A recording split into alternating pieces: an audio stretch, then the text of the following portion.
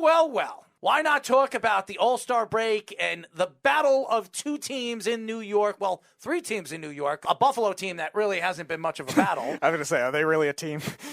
And the Islanders and the Rangers. The Islanders have played better in the second half, but they can't find scoring, and this has been a big problem all season long. The Barzal line, where you expected with Anders Lee coming back that this was going to be a better offensive line, they still can't find another winger that can play with him. And right now, Palmieri, Parisi, it just hasn't worked out for them this year. And with the COVID-19 situation and with the new stadium and traveling almost 11,000 miles in the first month of the season because you had no home games, it really affected the Islanders' play. And to me, you could see the battle of two New York teams. One New York team that has a new coach, and you thought they were going to be a borderline playoff team this year, but not this good. But it has a lot to do with health right now with the New York Rangers, and everything is falling together for the Rangers. As for the Islanders, it just hasn't, Speedy, and that's a big problem with moving into the second half of the season where you need to decide what this team is. Are you going to trade away pieces? Are you going to bring in players to rebuild this offense that's just been absolutely a debacle? Yeah, it's a lot of depth pieces that we thought the Islanders had at the start of the season just aren't there. And now they're in a weird situation where do they make a trade? Do they get more aggressive? Not necessarily just because of this season, just because of the trajectory they have. They have great young players in that system. They have what is normally, in normal years, a consistently good team. Again, there's all the circumstances this year with their arena, all the COVID stuff, all the injuries. It's just been a wacky year for the Islanders. And again, they're still playing well amidst all that. A lot of teams could fold and be really, really bad at the bottom of the standings where teams like Montreal are and the Flyers and teams like that. So they've overcome it well to the extent where there might still be a desirable destination. We mentioned Vladimir Tarasenko all year, but now there's even some other guys that have been available on the market. We've heard Jake DeBrusk's name all year being dangled in trades by the Bruins. The Vancouver Canucks have dangled J.T. Miller now, former Ranger. So there's definitely some options out there for the Islanders if they want to. And there'll always be surprise sellers, too, of teams that were down this year that were expected to play better. A team like Winnipeg that was down this year. The Sharks, they were always looking to trade pieces. Teams like that could have openings. Yes, and I think where the Islanders are definitely going to be looking is an offensive player,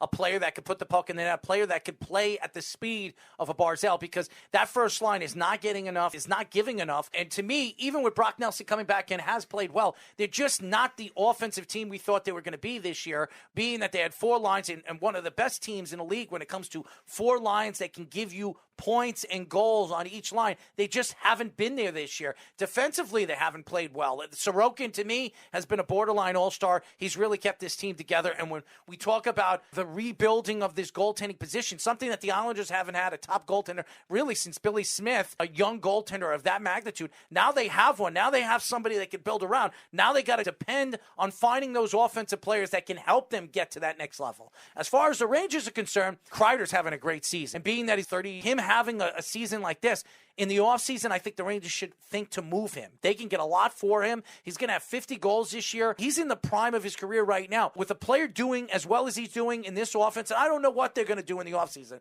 And being that you have a new GM and you have a new coach in line, I know Chris Kreider is a guy that you would want to keep, but being that the Rangers are right now in salary hell, and that's what they are right now, you have a Chris Kreider, you can get a predominantly slew of draft picks, Speedy. This is a good move for the New York Rangers at the end of the season. Keep them, try to make a run this year, and then in the offseason, decide what you're doing with them. Yeah, it's interesting because right now this season, when you look at the way Kreider has played and in terms of the type of player he is, he's one of the few physical forwards they have. Now, they've been more physical with Gallant's system, but that still doesn't justify that most of the team is more of a speed and skill-oriented team for the most part. It also depends on if they try to be aggressive at this trade deadline for maybe a rental player, a guy that's going to be a free agent. I brought up J.T. Miller on the last year of his contract with the Canucks, a former Ranger. Is that somebody that they end up targeting? We've seen a couple centers that have been dangled on the trade block. Claude Giroux. I don't know if the Flyers are trading with the Rangers, but he's definitely a name that's been floated around. Joe Pavelski from the Dallas Stars, another one that's interesting.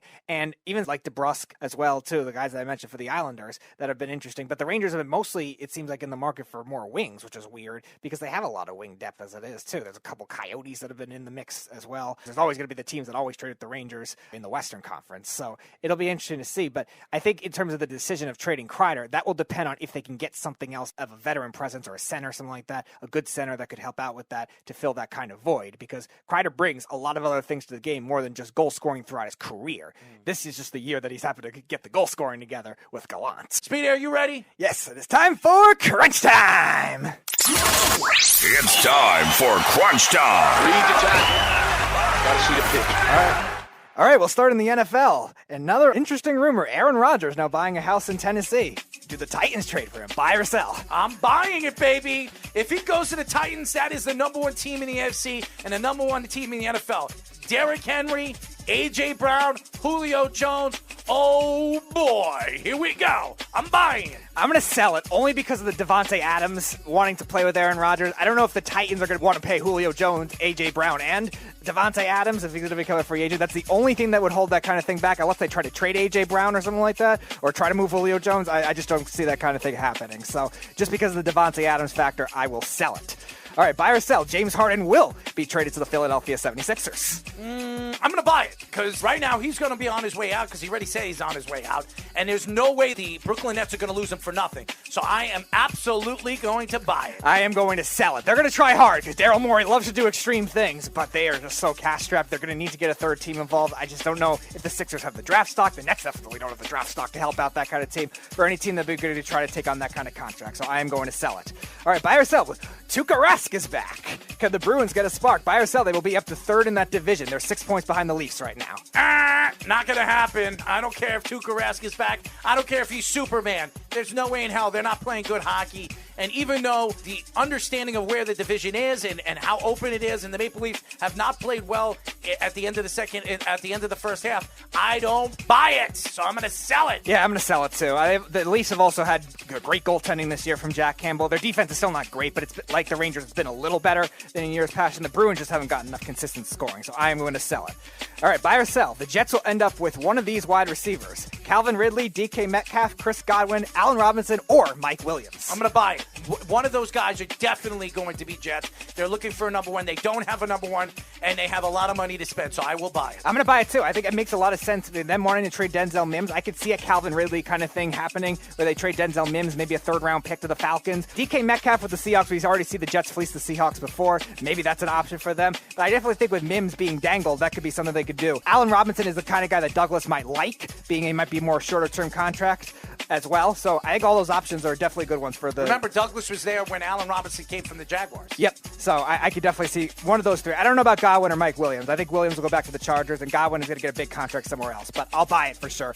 I can see the other three definitely being possibilities. All right, buy or sell. Zion Williamson will end up a New York Knick now they traded for Cam Reddish. Absolutely is going to happen. He wants to be a Knick. He wanted the Knicks to draft him. He just fell out of place when the Pelicans got number one.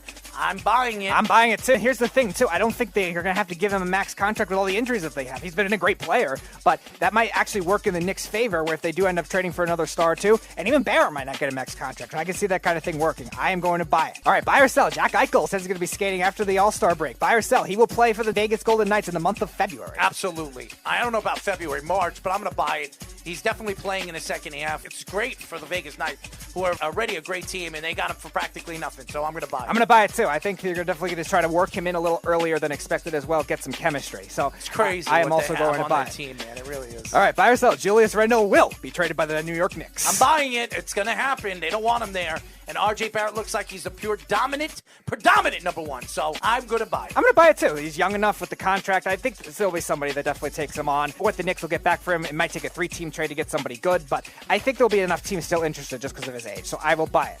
All right, buy or sell. The two centers I mentioned, Joe Pavelski or Claude Giroux. One of them will end up a New York Ranger. I'm going to sell it. I don't think any of those guys are going to be a New York Ranger. And why would the New York Rangers want them? Right now they're playing good hockey, and they don't really need anybody, and they don't want to lose the chemistry. So I'm going to sell it. I can see why they would want him. I'm going to sell it. The face-offs and even Giroux is good defensive center too, but I don't see the Flyers being able to trade him to the Rangers. And Dallas, while they do have a lot of salary cap issues like the Rangers, they have similar cap issues where I think they're going to try to shed money to a team that can take on money. So I think another team would offer them more in exchange. So I am going to sell that, even though I think they should try for somebody like Pavelski. All right, one more. Eric Bieniemy will be the next head coach of the New Orleans Saints. It seems like it's going to happen. I thought it was the Jaguars. It made a lot of sense. Now Doug Peterson's there, so there's only one job available, and there's one job that he's interviewing. So eat your heart out, Tyler. I guess you're right.